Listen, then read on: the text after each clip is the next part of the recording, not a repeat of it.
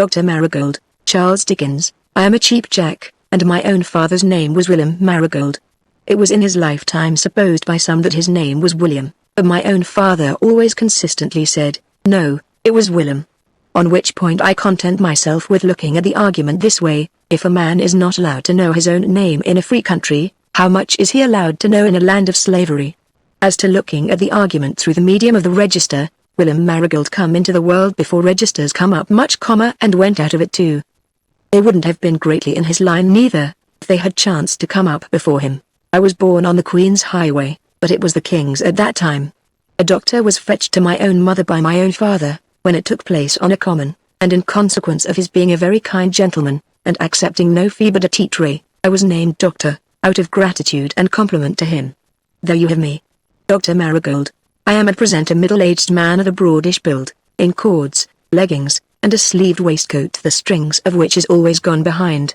Repair them how you will, they go like fiddle strings. You have been to the theatre, and you have seen one of the violin players screw up his violin, after listening to it as if it had been whispering the secret to him that it feared it was out of order, and then you have heard it snap. That's as exactly similar to my waistcoat as a waistcoat and a violin can be like one another. I am partial to a white hat, and I like a shawl round my neck wore loose and easy. Sitting down is my favorite posture. If I have a taste in point of personal jewelry, it is mother-of-pearl buttons. There you have me again, as large as life. The doctor having accepted a tea tray, you'll guess that my father was a cheap jack before me. You are right. He was. It was a pretty tray. It represented a large lady going along a serpentining uphill gravel walk, to attend a little church. Two swans had likewise come astray with the same intentions. When I call her a large lady, I don't mean in point of breadth, for there she fell below my views, but she more than made it up in height. Her height and slimness was in short the height of both. I often saw the tray, after I was the innocently smiling cause, or more likely screeching one, of the doctor's standing it up on a table against the wall in his consulting room. Whenever my own father and mother were in that part of the country, I used to put my head, I have heard my own mother say it was flaxen curls at that time, though you wouldn't know an old hearth broom from it now till you come to the handle, and found it wasn't me, in at the doctor's door, and the doctor was always glad to see me, and said, "Aha, my brother practitioner. Come in, little MD, how are your inclinations as to sixpence? You can't go on forever, you'll find, nor yet could my father nor yet my mother. If you don't go off as a whole when you are about due, you're liable to go off in part, and 2 to 1 your head's the part." Gradually my father went off his, and my mother went off hers. It was in a harmless way, but it put out the family where I boarded them. The old couple, though retired, got to be wholly and solely devoted to the cheap jack business, and were always selling the family off. Whenever the cloth was laid for dinner, my father began rattling the plates and dishes, as we do in our line when we put up crockery for a bid, only he had lost the trick of it, and mostly let M drop and broke M. As the old lady had been used to sit in the cart, and hand the articles out one by one to the old gentleman on the footboard to sell, just in the same way she handed him every item of the family's property, and they disposed of it in their own imaginations from morning to night.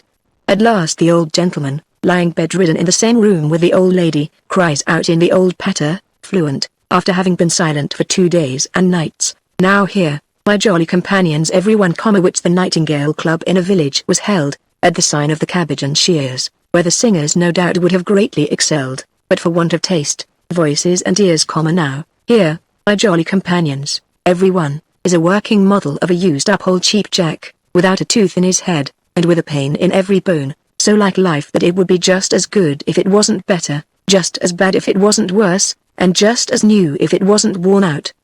Bid for the working model of the old cheap jack, who has drunk more gunpowder tea with the ladies in his time than would blow the lid off a washerwoman's copper, and carry it as many thousands of miles higher than the moon as naught nix naught, divided by the national debt, carry nothing to the poor eights, 3 under, and 2 over.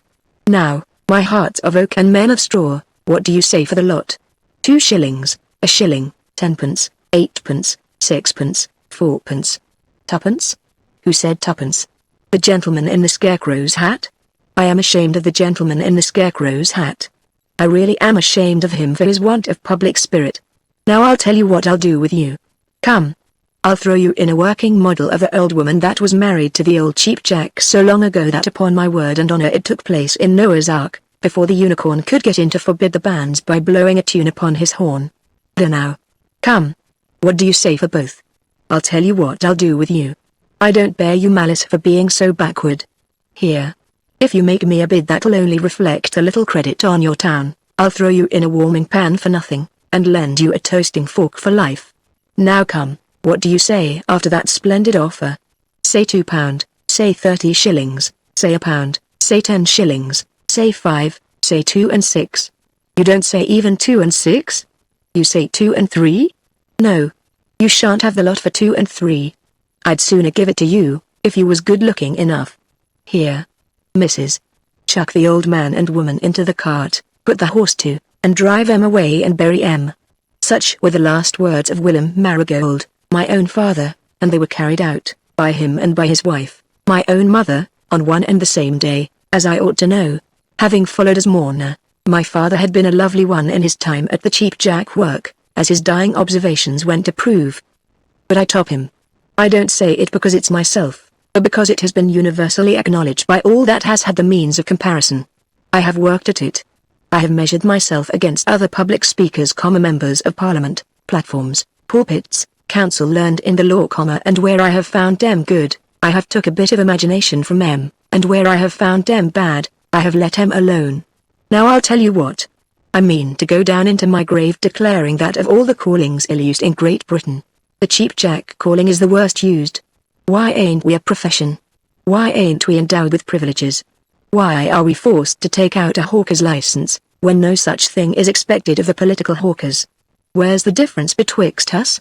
Except that we are Cheap Jacks and they are Dear Jacks, I don't see any difference but what's in our favor. For look here. Say it's election time. I am on the footboard of my cart in the marketplace, on a Saturday night. I put up a general miscellaneous lot. I say, now here, my free and independent voters, I'm a-going to give you such a chance as you never had in all your born days, nor yet the days preceding. Now I'll show you what I am a-going to do with you. Here's a pair of razors that'll shave you closer than the Board of Guardians. Here's a flat iron worth its weight in gold. Here's a frying pan artificially flavored with essence of beefsteaks to that degree that you've only got for the rest of your lives to fry bread and dripping in it, and the ewer replete with animal food. Here's a genuine chronometer watch in such a solid silver case that you may knock at the door with it when you come home late from a social meeting, and rouse your wife and family, and save up your knocker for the postman. And here's half a dozen dinner plates that you may play the cymbals with to charm baby when it's fractious. Stop. I'll throw in another article, and I'll give you that, and it's a rolling pin, and if the baby can only get it well into its mouth when its teeth is coming and rub the gums once with it, they'll come through double, in a fit of laughter equal to being tickled. Stop again. I'll throw you in another article, because I don't like the looks of you, for you haven't the appearance of bias unless I lose by you, and because I'd rather lose than not take money tonight, and that's a looking glass in which you may see how ugly you look when you don't bid. What do you say now? Come. Do you say £1? Not you, for you haven't got it. Do you say 10 shillings? Not you, for you owe more to the tallyman. Well then, I'll tell you what I'll do with you. I'll heap 'em all on the footboard of the cart, there they are. Razors, flat watch, dinner plates, rolling pin, and away for 4 shillings, and I'll give you 6pence for your trouble. This is me, the Cheap Jack. But on the Monday morning, in the same marketplace, comes the Dear Jack on the hustings his cart, and what does he say? Now my free and independent voters, I am a-going to give you such a chance. He begins just like me, as you never had in all your born days, and that's the chance of sending myself to Parliament. Now I'll tell you what I am a-going to do for you. Here's the interests of this magnificent town promoted above all the rest of the civilized and uncivilized earth. Here's your railways carried, and your neighbors' railways jockeyed. Here's all your sons in the post office. Here's Britannia smiling on you. Here's the eyes of Europe on you. Here's universal prosperity for you, repletion of animal food, golden cornfields, gladsome homesteads, and rounds of applause from your own hearts, all in one lot, and that's myself. Will you take me as I stand? You won't? Well, then, I'll tell you what I'll do with you. Come now. I'll throw you in anything you ask for. There.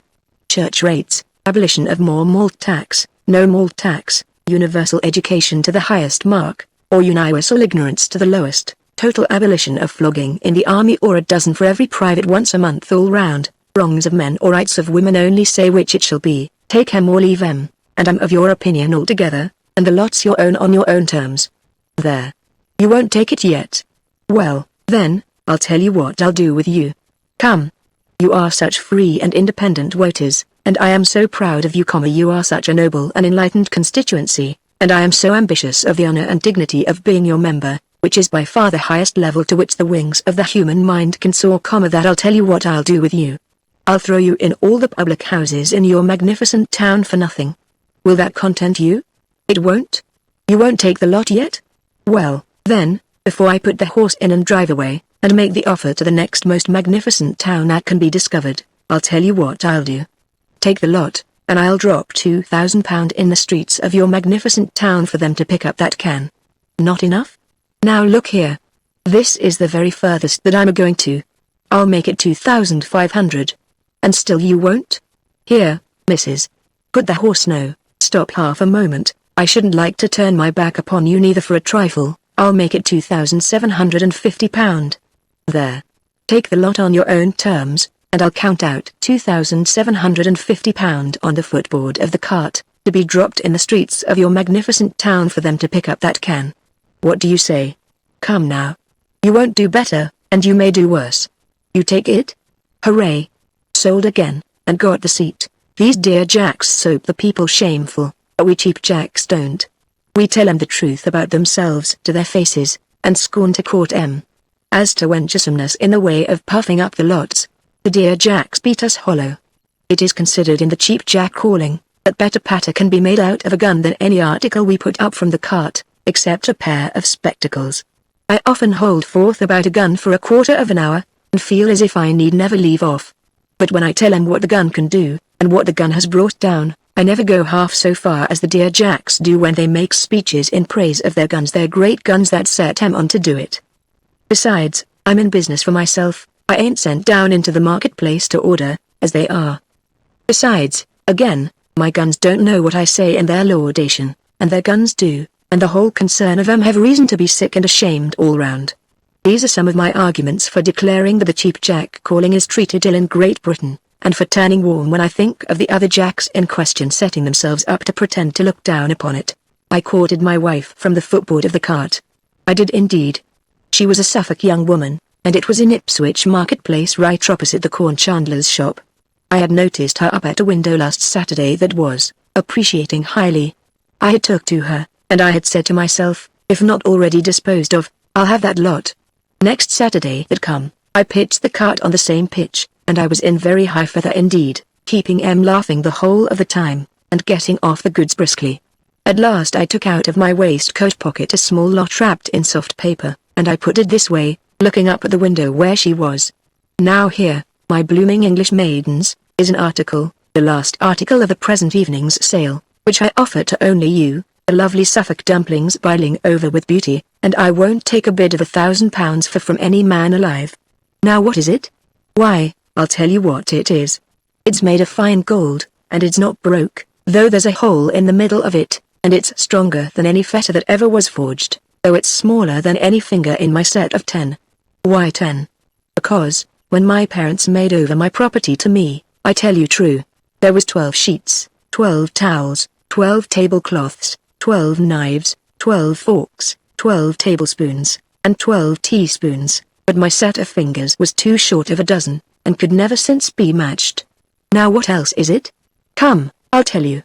It's a hoop of solid gold, wrapped in a silver curl paper, that I myself took off the shining locks of the ever-beautiful old lady in Threadneedle Street, London City. I wouldn't tell you so if I hadn't the paper to show, or you mightn't believe it even of me. Now what else is it? It's a man-trap and a handcuff, the parish stocks and a leg lock, all in gold and all in one. Now what else is it? It's a wedding ring. Now I'll tell you what I'm a-going to do with it. I'm not a-going to offer this lot for money, but I mean to give it to the next of you beauties that laughs, and I'll pay her a visit tomorrow morning at exactly 9:30 as the chimes go, and I'll take her out for a walk to put up the banns. She laughed, and got the ring handed up to her. When I called in the morning, she says, "Oh dear. It's never you, and you never mean it?" "It's ever me," says I, "and I am ever yours, and I ever mean it." So we got married, after being put up 3 times, which, by the by, is quite in the cheap jack way again, and shows once more how the cheap jack customs pervade society. She wasn't a bad wife, but she had a temper. If she could have parted with that one article at a sacrifice, I wouldn't have swapped her away in exchange for any other woman in England. Not that I ever did swap her away, for we lived together till she died, and that was 13 years. Now, my lords and ladies and gentlefolks all, I'll let you into a secret, though you won't believe it. 13 years of temper in a palace would try the worst of you, but 13 years of temper in a cart would try the best of you. You are kept so very close to it in a cart, you see. There's thousands of couples among you getting on like sweet eel upon a whetstone in houses 5 and 6 pairs of stairs high, that would go to the divorce court in a cart. Whether the jolting makes it worse, I don't undertake to decide, but in a cart it does come home to you, and stick to you. Violence in a cart is so violent, and aggravation in a cart is so aggravating, we might have had such a pleasant life. A roomy cart, with the large goods hung outside, and the bed slung underneath it when on the road, an iron pot and a kettle, a fireplace for the cold weather, a chimney for the smoke, a hanging shelf and a cupboard, a dog and a horse. What more do you want? You draw off upon a bit of turf in a green lane or by the roadside, you hobble your old horse and turn him grazing, you light your fire upon the ashes of the last visitors, you cook your stew, and you wouldn't call the Emperor of France your father. But have a temper in the cart, flinging language and the hardest goods in stock at you, and where are you then? Put a name to your feelings. My dog knew as well when she was on the turn as I did. Before she broke out, he would give a howl, and bolt. How he knew it, was a mystery to me, but the sure and certain knowledge of it would wake him up out of his soundest sleep, and he would give a howl, and bolt. At such times I wished I was him. The worst of it was, we had a daughter born to us, and I love children with all my heart. When she was in her furies she beat the child. This got to be so shocking, as the child got to be 4 or 5 years old, that I have many a time gone on with my whip over my shoulder, at the old horse's head, sobbing and crying worse than ever little Sophie did. For how could I prevent it? Such a thing is not to be tried with such a temper in a cart without coming to a fight. It's in the natural size and formation of a cart to bring it to a fight. And then the poor child got worse terrified than before, as well as worse hurt generally, and her mother made complaints to the next people we lighted on, and the word went round, here's a wretch of a Cheap Jack been a-beating his wife. Little Sophie was such a brave child. She grew to be quite devoted to her poor father, though he could do so little to help her. She had a wonderful quantity of shining dark hair, all curling natural about her. It is quite astonishing to me now, that I didn't go tearing mad when I used to see her run from her mother before the cart, and her mother catch her by this hair, and pull her down by it, and beat her. Such a brave child I said she was. Ah! With reason. Don't you mind next time, father dear, she would whisper to me, with her little face still flushed, and her bright eyes still wet, if I don't cry out, you may know I am not much hurt. And even if I do cry out, it will only be to get mother to let go and leave off. What I have seen the little spirit bear for me without crying out, yet in other respects her mother took great care of her. Her clothes were always clean and neat, and her mother was never tired of working at M. Such is the inconsistency in things. Our being down in the marsh country in unhealthy weather, I consider the cause of Sophie's taking bad low fever, but however she took it, once she got it she turned away from her mother forevermore, and nothing would persuade her to be touched by her mother's hand.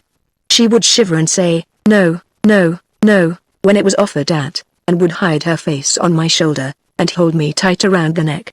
The Cheap Jack business had been worse than ever I had known it, what with one thing and what with another, and not least with railroads, which will cut it all to pieces, I expect, at last, and I was run dry of money. For which reason, one night at that period of little Sophie's being so bad, either we must have come to a deadlock for victuals and drink, or I must have pitched the cart as I did. I couldn't get the dear child to lie down or leave go of me, and indeed I hadn't the heart to try, so I stepped out on the footboard with her holding round my neck.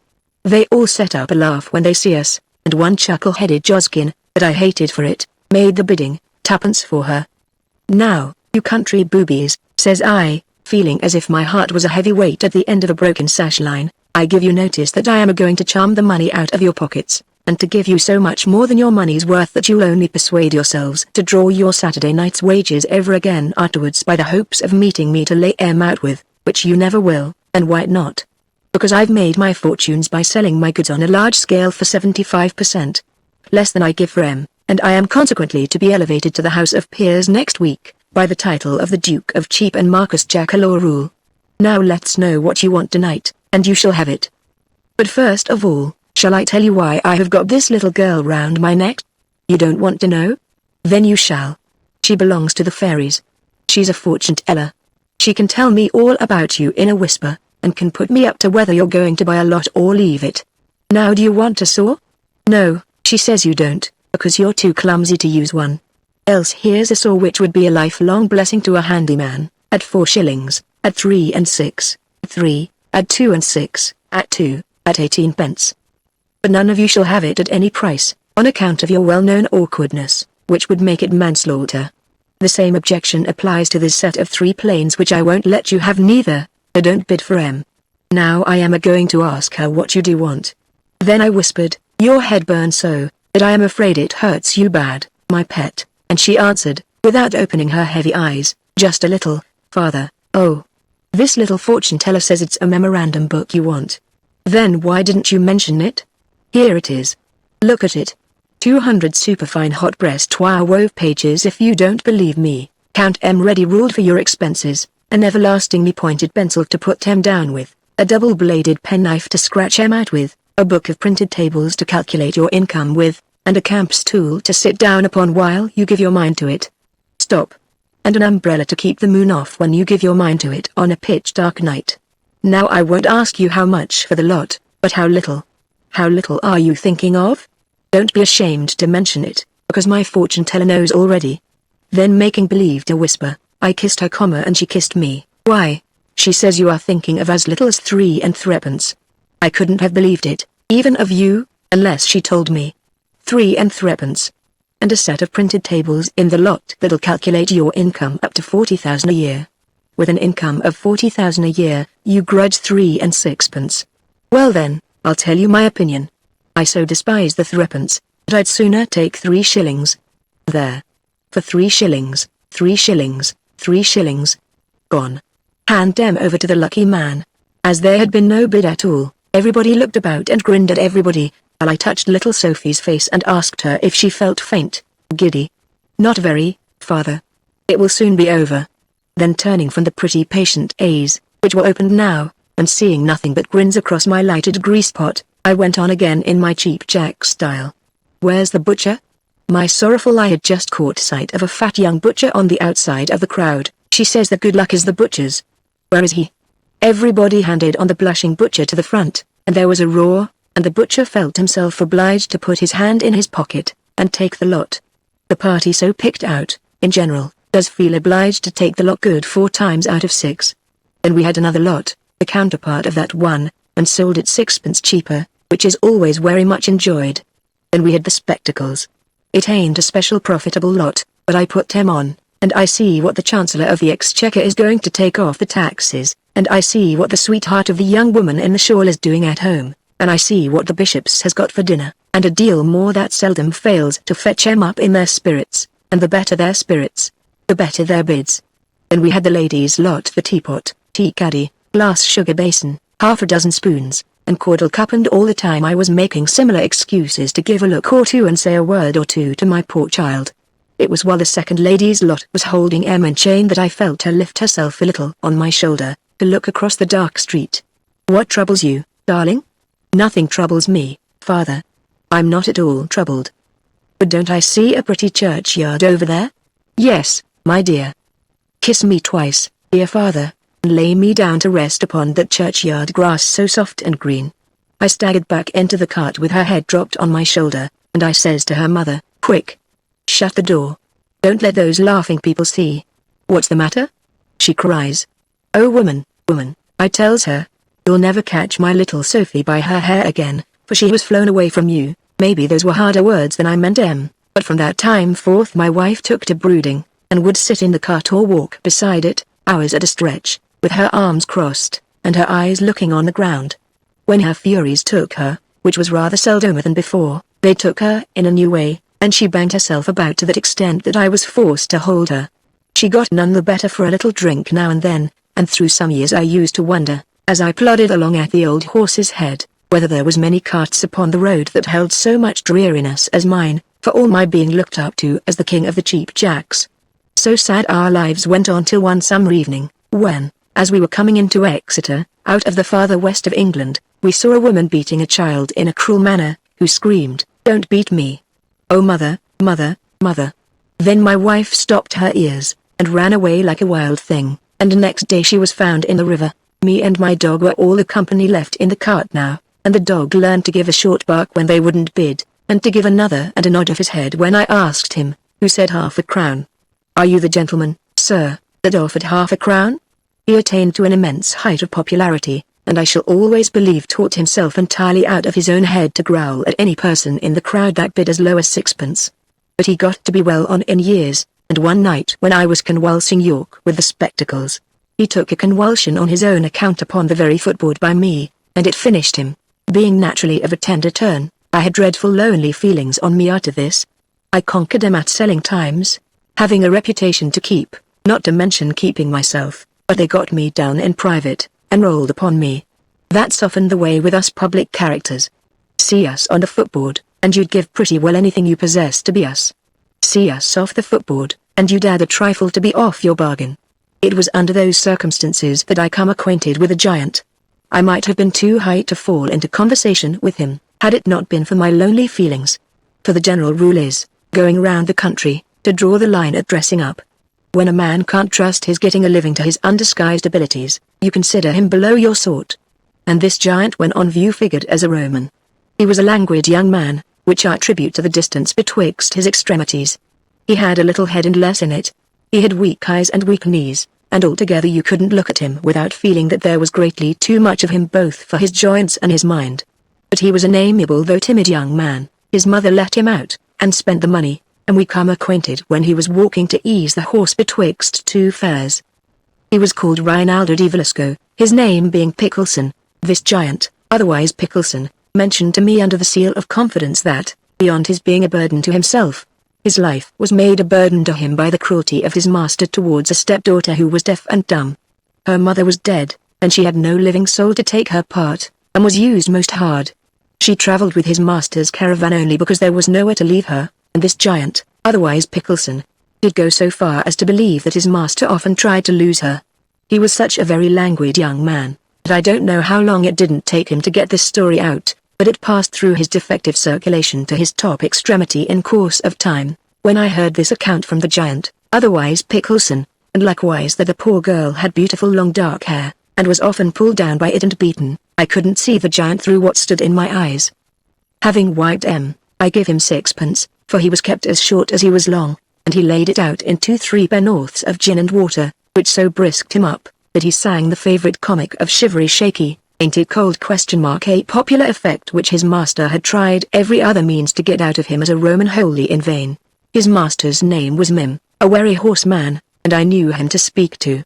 I went to that fair as a mere civilian, leaving the cart outside the town, and I looked about the back of the vans while the performing was going on, and at last, sitting dozing against a muddy cartwheel, I come upon the poor girl who was deaf and dumb. At the first look I might almost have judged that she had escaped from the wild beast show, but at the second I thought better of her, and thought that if she was more cared for and more kindly used she would be like my child. She was just the same age that my own daughter would have been, if her pretty head had not fell down upon my shoulder that unfortunate night. To cut it short, I spoke confidential to Mim while he was beating the gong outside betwixt two lots of Pickleson's publics, and I put it to him, she lies heavy on your own hands, what'll you take for her? Mim was a most ferocious swearer. Suppressing that part of his reply which was much the longest part, his reply was, a pair of braces. Now I'll tell you, says I, what I'm a-going to do with you. I'm a-going to fetch you 6 pair of the primest braces in the cart, and then to take her away with me. Says Mim, again ferocious, I'll believe it when I've got the goods, and no sooner. I made all the haste I could, lest he should think twice of it, and the bargain was completed, which Pickleson he was thereby so relieved in his mind that he come out at his little back door, long ways like a serpent, and give us Shivery Shaky in a whisper among the wheels at parting. It was happy days for both of us when Sophie and me began to travel in the cart. I at once give her the name of Sophie, to put her ever towards me in the attitude of my own daughter. We soon made out to begin to understand one another, through the goodness of the heavens, when she knowed that I meant true and kind by her. In a very little time she was wonderful fond of me. You have no idea what it is to have anybody wonderful fond of you, unless you have been got down and rolled upon by the lonely feelings that I have mentioned as having once got the better of me. You'd have laughed all the acids according to your disposition if you could have seen me trying to teach Sophie. At first I was helped, you'd never guess by what milestones. I got some large alphabets in a box, all the letters separate on bits of bone, and saying we was going to Windsor, I give her those letters in that order, and then at every milestone I showed her those same letters in that same order again, and pointed towards the abode of royalty. Another time I give her cart, and then chalked the same upon the cart. Another time I give her Dr. Marigold, and hung a corresponding inscription outside my waistcoat. People that met us might stare a bit and laugh, but what did I care, if she caught the idea? She caught it after long patience and trouble, and then we did begin to get on swimmingly, I believe you. At first she was a little given to consider me the cart, and the cart the abode of royalty, but that soon wore off. We had our signs, too, and they was hundreds in number. Sometimes she would sit looking at me and considering hard how to communicate with me about something fresh, how to ask me what she wanted explained, and then she was, or I thought she was, what does it signify? So like my child with those years added to her, that I half believed it was herself, trying to tell me where she had been to up in the skies, and what she had seen since that unhappy night when she flied away. She had a pretty face, and now that there was no one to drag at her bright dark hair, and it was all in order, there was a something touching in her looks that made the cart most peaceful and most quiet, though not at all melancholy. In the Cheap Jack patter, we generally sound it lemon jolly, and it gets a laugh. The way she learnt to understand any look of mine was truly surprising. When I sold of a night, she would sit in the cart unseen by them outside, and would give an eager look into my eyes when I looked in, and would hand me straight the precise article or articles I wanted. And then she would clap her hands, and laugh for joy. And as for me, seeing her so bright, and remembering what she was when I first lighted on her, starved and beaten and ragged, leaning asleep against the muddy cartwheel, it gave me such heart that I gained a greater height of reputation than ever, and I put Pickleson down, by the name of Mim's travelling giant, otherwise Pickleson, for a £5 note in my will. This happiness went on in the cart till she was 16-year-old. By which time I began to feel not satisfied that I had done my whole duty by her, and to consider that she ought to have better teaching than I could give her. It drew her many tears on both sides when I commenced explaining my views to her, but what's right is right, and you can't neither buy tears nor laugh to do away with its character. So I took her hand in mine, and I went with her one day to the deaf and dumb establishment in London, and when the gentleman come to speak to us, I says to him, "Now I'll tell you what I'll do with you, sir. I am nothing but a cheap jack, but of late years I have laid by for a rainy day notwithstanding. This is my only daughter, adopted, and you can't produce a deafer nor a dumber. Teach her the most that can be taught her in the shortest separation that can be named, state the figure for it, and I am game to put the money down. I won't bait you a single farthing, sir, but I'll put down the money here and now, and I'll thankfully throw you in £1 to take it." There. The gentleman smiled, then, well, says he, "I must first know what she has learned already. How do you communicate with her?" Then I showed him, and she wrote and printed, writing many names of things and so forth, and we held some sprightly conversation, Sophie and me, about a little story in a book which the gentleman showed her, and which she was able to read. "This is most extraordinary," says the gentleman. "Is it possible that you have been her only teacher?" "I have been her only teacher, sir," I says, "besides herself." "Then," says the gentleman, "and more acceptable words was never spoke to me, you're a clever fellow, and a good fellow." This he makes known to Sophie, who kisses his hands, claps her own, and laughs and cries upon it. We saw the gentleman 4 times in all, and when he took down my name and asked how in the world it ever chanced to be doctor, it come out that he was own nephew by the sister's side, if you'll believe me, to the very doctor that I was called after. This made our footing still easier, and he says to me, "Now, Marigold, tell me, what more do you want your adopted daughter to know?" "I want her, sir, to be cut off from the world as little as can be, considering her deprivations, and therefore to be able to read whatever is wrote with perfect ease and pleasure, my good fellow," urges the gentleman, opening his eyes wide. "Why, I can't do that myself." I took his joke, and gave him a laugh, knowing by experience how flat you fall without it, and I mended my words accordingly. "What do you mean to do with her afterwards?" asks the gentleman, with a sort of a doubtful eye. "To take her about the country, in the cart, sir, but only in the cart. She will live a private life, you understand, in the cart. I should never think of bringing her infirmities before the public. I wouldn't make a show of her for any money." The gentleman nodded, and seemed to approve. "Well," says he, "can you part with her for 2 years, to do her that good, yes, sir." "There's another question," says the gentleman, looking towards her, "can she part with you for 2 years, I don't know that it was a harder matter of itself, for the other was hard enough to me, but it was harder to get over. However, she was pacified to it at last, and the separation betwixt us was settled. How it cut up both of us when it took place, and when I left her at the door in the dark of an evening, I don't tell.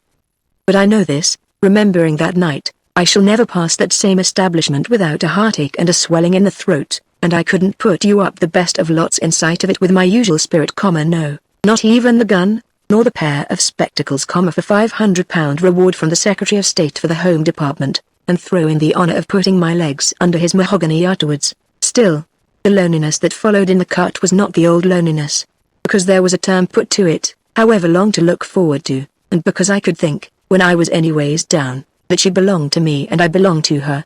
Always planning for her coming back, I bought in a few months' time another cart, and what do you think I planned to do with it? I'll tell you.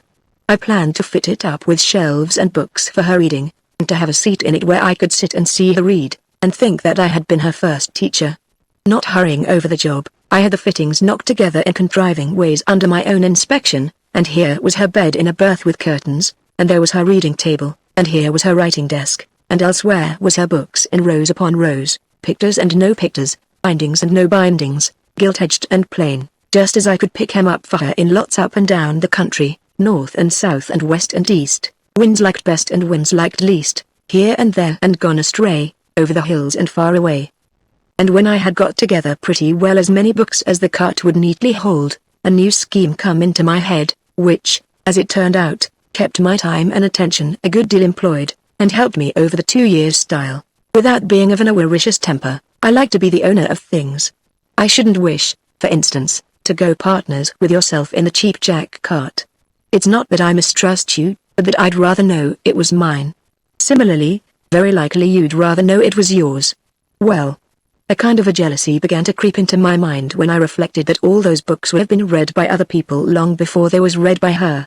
It seemed to take away from her being the owner of them alike. In this way, the question got into my head, couldn't I have a book new made express for her, which she should be the first to read? It pleased me, the thought did, and as I never was a man to let a thought sleep, you must wake up all the whole family of thoughts you've got and burn their nightcaps, or you won't do in the cheap jack line. I set to work at it. Considering that I was in the habit of changing so much about the country, and that I should have to find out a literary character here to make a deal with, and another literary character there to make a deal with, as opportunities presented, I hit on the plan that this same book should be a general miscellaneous lot, like the razors, flat iron, chronometer watch, dinner plates, rolling pin, and looking glass, and shouldn't be offered as a single individual article, like the spectacles or the gun. When I had come to that conclusion, I come to another, which shall likewise be yours. Often had I regretted that she never had heard me on the footboard, and that she never could hear me. It ain't that I am vain, but that you don't like to put your own light under a bushel. What's the worth of your reputation, if you can't convey the reason for it to the person you most wish to value it? Now I'll put it to you. Is it worth sixpence, fivpence, fourpence, threepence, twopence, a penny, a halfpenny, a farthing? No, it ain't. Not worth a farthing. Very well, then.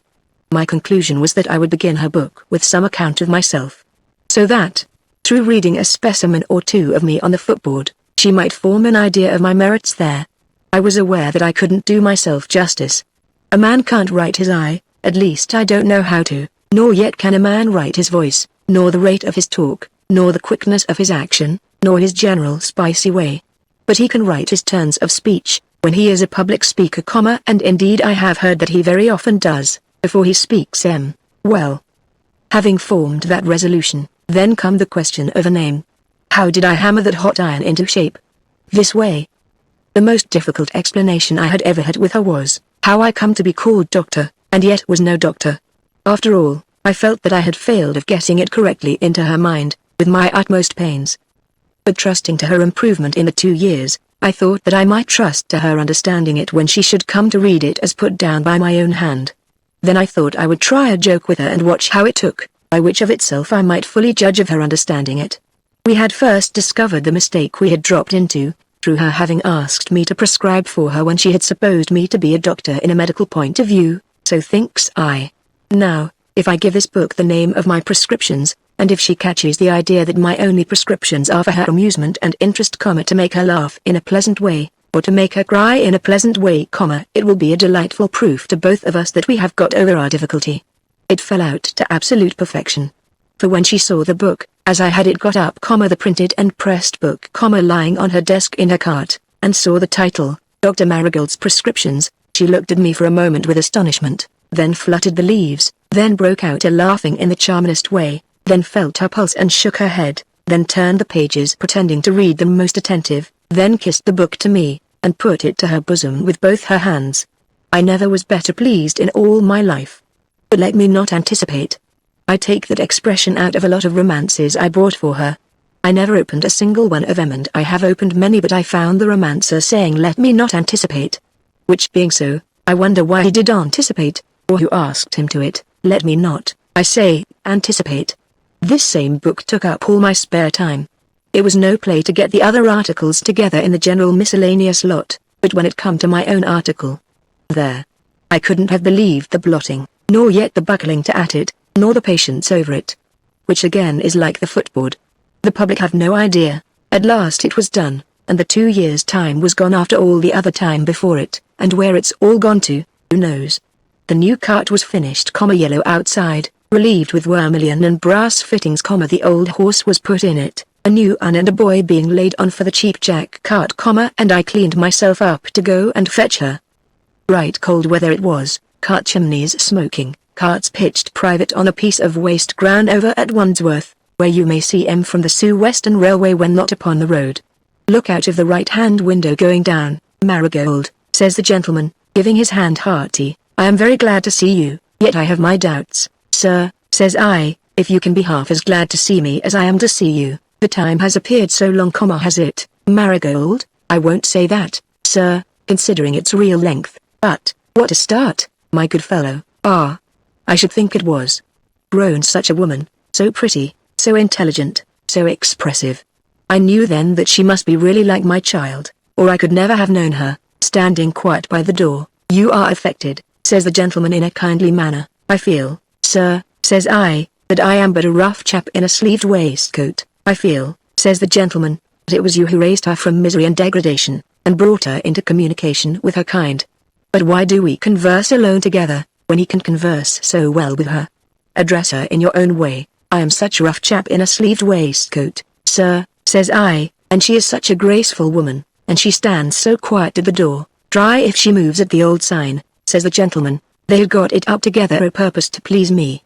For when I give her the old sign, she rushed to my feet, and dropped upon her knees, holding up her hands to me with pouring tears of love and joy, and when I took her hands and lifted her, she clasped me round the neck, and lay there, and I don't know what a fool I didn't make of myself, until we all three settled down into talking without sound, as if there was a something soft and pleasant spread over the whole world for us. A portion is here omitted from the text, having reference to the sketches contributed by other writers, but the reader will be pleased to have what follows retained in a note. Now I'll tell you what I am going to do with you. I am going to offer you the general miscellaneous lot, her own book, never read by anybody else but me, added to and completed by me after her first reading of it, 840 printed pages, 690 columns, Whiting's own work, Beaufort House to wit, thrown off by the steamine, best of paper, beautiful green wrapper, folded like clean linen come home from the clear starchers, and so exquisitely stitched that, regarded as a piece of needlework alone, it's better than a sampler of a seamstress undergoing a competitive examination for starvation before the Civil Service Commissioners. And I offer the lot for what? For £8? Not so much. For £6? Less. For £4? Why, I hardly expect you to believe me, but that's the sum. £4. The stitching alone cost half as much again. Here's 48 original pages, 96 original columns, for £4. You want more for the money? Take it. 3 whole pages of advertisements of thrilling interest thrown in for nothing. Read 'em and believe 'em. More? My best of wishes for your Merry Christmases and your Happy New Years, your long lives and your true prosperities. Worth £20 good if they are delivered as I send them. Remember. Here's a final prescription added, to be taken for life, which will tell you how the cart broke down, and where the journey ended. You think £4 too much? And still you think so? Come. I'll tell you what then. Say 4p, and keep the secret, so every item of my plan was crowned with success. Our reunited life was more than all that we had looked forward to. Content and joy went with us as the wheels of the two carts went round, and the same stopped with us when the two carts stopped. I was as pleased and as proud as a pug dog with his muzzle black-leaded for an evening party, and his tail extra curled by machinery, but I had left something out of my calculations. Now, what had I left out? To help you to guess, I'll say, a figure. Come. Make a guess and guess right. 0. No. 9. No. 8. No. 7. No. 6. No. 5. No. 4. No. 3. No. 2. No. 1. No. Now I'll tell you what I'll do with you. I'll say it's another sort of figure altogether. There. Why then, says you, it's a mortal figure. No, nor yet a mortal figure.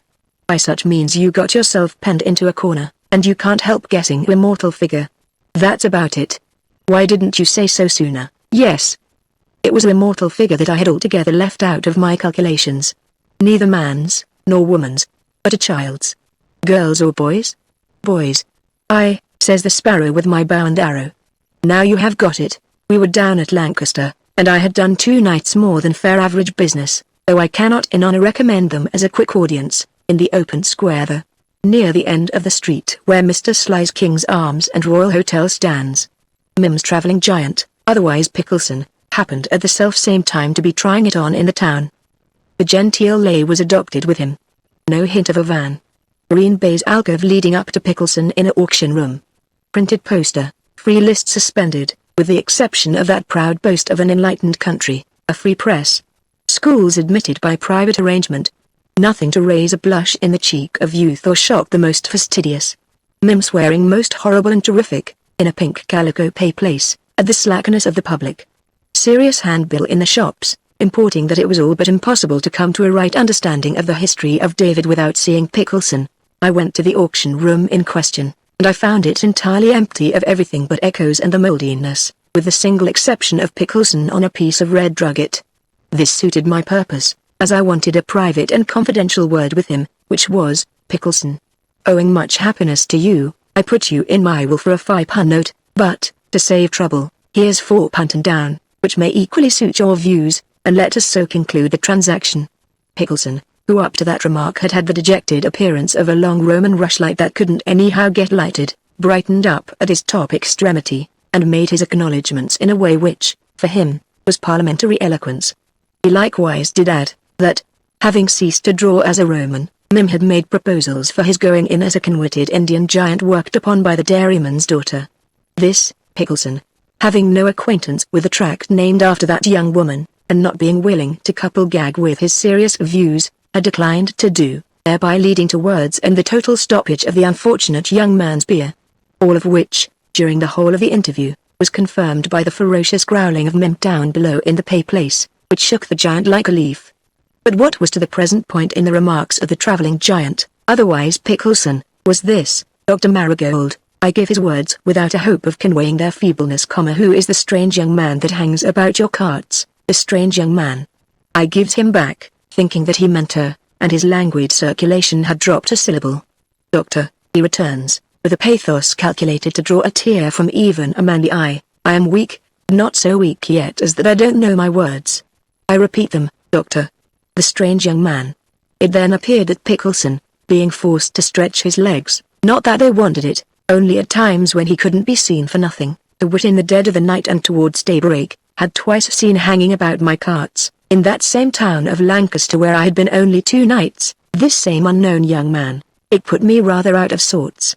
What it meant as to particulars I no more foreboded then than you forebode now, but it put me rather out of sorts. Howsoever, I made light of it to Pickleson.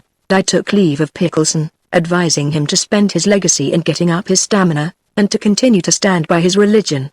Towards morning I kept a look out for the strange young man, and what was more I saw the strange young man. He was well dressed and well looking. He loitered very nigh my carts, watching them like as if he was taking care of them, and soon after daybreak turned and went away. I sent a hail after him, but he never started or looked round, or took the smallest notice. We left Lancaster within an hour or 2. On our way towards Carlisle. Next morning, at daybreak, I looked out again for the strange young man. I did not see him. But next morning I looked out again, and there he was once more. I sent another hail after him, but as before he gave not the slightest sign of being anyways disturbed. This put a thought into my head. Acting on it I watched him in different manners and at different times not necessary to enter into, till I found that this strange young man was deaf and dumb. The discovery turned me over, because I knew that a part of that establishment where she had been was allotted to young men, some of them well off, and I thought to myself, if she favors him, where am I? And where is all that I have worked and planned for? Hoping I must confess to the selfishness that she might not favor him, I set myself to find out. At last I was by accident present at a meeting between them in the open air, looking on leaning behind a fir tree without their knowing of it. It was a moving meeting for all the three parties concerned. I knew every syllable that passed between them as well as they did. I listened with my eyes, which had come to be as quick and true with deaf and dumb conversation as my ears with the talk of people that can speak. He was going out to China as clerk in a merchant's house, which his father had been before him. He was in circumstances to keep a wife, and he wanted her to marry him and go along with him. She persisted, no. He asked if she didn't love him. Yes, she loved him dearly, dearly, but she could never disappoint her beloved, good, noble, generous, and I don't know what all father, meaning me, the cheap jack in the sleeved waistcoat, and she would stay with him, heaven bless him. Though it was to break her heart. Then she cried most bitterly, and that made up my mind. While my mind had been in an unsettled state about her favoring this young man, I had felt that unreasonable towards Pickleson. It was well for him he had got his legacy down. For I often thought, if it hadn't been for this same weak-minded giant, I might never have come to trouble my head and vex my soul about the young man. But, once that I knew she loved him, once that I had seen her weep for him, it was a different thing. I made it right in my mind with Pickleson on the spot, and I shook myself together to do what was right by all. She had left the young man by that time, for it took a few minutes to get me thoroughly well shook together, and the young man was leaning against another of the fir trees, of which there was a cluster, with his face upon his arm. I touched him on the back. Looking up and seeing me, he says, in our deaf and dumb talk, "Do not be angry." "I'm not angry, good boy. I am your friend. Come with me." I left him at the foot of the steps of the library cart, and I went up alone. She was drying her eyes. "You have been crying, my dear." "Yes, father." "Why?" "A headache." "Not a heartache." I said a headache, father. "Dr. Marigold must prescribe for that headache." She took up the book of my prescriptions, and held it up with a forced smile, but seeing me keep still and look earnest, she softly laid it down again, and her eyes were very attentive. "The prescription is not there, Sophie." "Where is it?" "Here, my dear." I brought her young husband in, and I put her hand in his, and my only father words to both of them were these: "Dr. Marigold's last prescription. To be taken for life." After which I bolted. When the wedding come off, I mounted a coat, blue, and bright buttons, for the first and last time in all my days, and I give Sophie away with my own hand. There were only us three and the gentleman who had had charge of her for those 2 years. I give the wedding dinner of 4 in the library cart. Pigeon pie, a leg of pickled pork, a pair of fowls, and suitable garden stuff. The best of drinks. I give them a speech, and the gentlemen give us a speech, and all our jokes told, the whole went off like a skyrocket. In the course of the entertainment I explained to Sophie that I should keep the library cart as my living cart when not upon the road, and that I should keep all her books for her just as they stood, till she come back to claim them. So she went to China with her young husband, and it was a parting sorrowful and heavy, and I got the boy I had another service, and so as of old, when my child and wife were gone, I went plodding along alone, with my whip over my shoulder, at the old horse's head. Sophie wrote me many letters, and I wrote her many letters. About the end of the first year she sent me one in an unsteady hand: "Dearest father, not a week ago I had a darling little daughter, but I am so well that they let me write these words to you. Dearest and best father, I hope my child may not be deaf and dumb, but I do not yet know." When I wrote back, I hinted the question, but as Sophie never answered that question, I felt it to be a sad one, and I never repeated it. For a long time our letters were regular, but then they got irregular, through Sophie's husband being moved to another station, and through my being always on the move. But we were in one another's thoughts, I was equally sure, letters or no letters. 5 years, odd months, had gone since Sophie went away. I was still the king of the cheap jacks, and at a greater height of popularity than ever. I had had a first-rate autumn of it, and on the 23rd of December, 1864, I found myself at Uxbridge, Middlesex, clean sold out. So I jogged up to London with the old horse, light and easy, to have my Christmas Eve and Christmas Day alone by the fire in the library cart, and then to buy a regular new stock of goods all round, to sell 'em again and get the money. I am a neat hand at cookery, and I'll tell you what I knocked up for my Christmas Eve dinner in the library cart. I knocked up a beefsteak pudding for one, with 2 kidneys, a dozen oysters, and a couple of mushrooms thrown in. It's a pudding to put a man in good humor with everything, except the 2 bottom buttons of his waistcoat. Having relished that pudding and cleared away, I turned the lamp low, and sat down by the light of the fire, watching it as it shone upon the backs of Sophie's books. Sophie's books so brought Sophie's self, that I saw her touching face quite plainly, before I dropped off dozing by the fire. This may be a reason why Sophie, with her deaf and dumb child in her arms, seemed to stand silent by me all through my nap. I was on the road, off the road, in all sorts of places, north and south and west and east, winds liked best and winds liked least, here and there and gone astray, over the hills and far away, and still she stood silent by me, with her silent child in her arms. Even when I woke with a start, she seemed to vanish, as if she had stood by me in that very place only a single instant before. I had started at a real sound, and the sound was on the steps of the cart. It was the light hurried tread of a child, coming clambering up. That tread of a child had once been so familiar to me, that for half a moment I believed I was going to see a little ghost. But the touch of a real child was laid upon the outer handle of the door, and the handle turned, and the door opened a little way, and a real child peeped in. A bright little comely girl with large dark eyes, looking full at me. The tiny creature took off her mite of a straw hat, and a quantity of dark curls fell about her face. Then she opened her lips, and said in a pretty voice, "Grandfather." "Ah, my God!" I cries out. "She can speak." "Yes, dear grandfather. And I am to ask you whether there was ever anyone that I remind you of?" In a moment Sophie was round my neck, as well as the child, and her husband was earringing my hand with his face hid, and we all had to shake ourselves together before we could get over it. And when we did begin to get over it, and I saw the pretty child talking, pleased and quick and eager and busy, to her mother, in the signs that I had first taught her mother, the happy and yet pitying tears fell rolling down my face.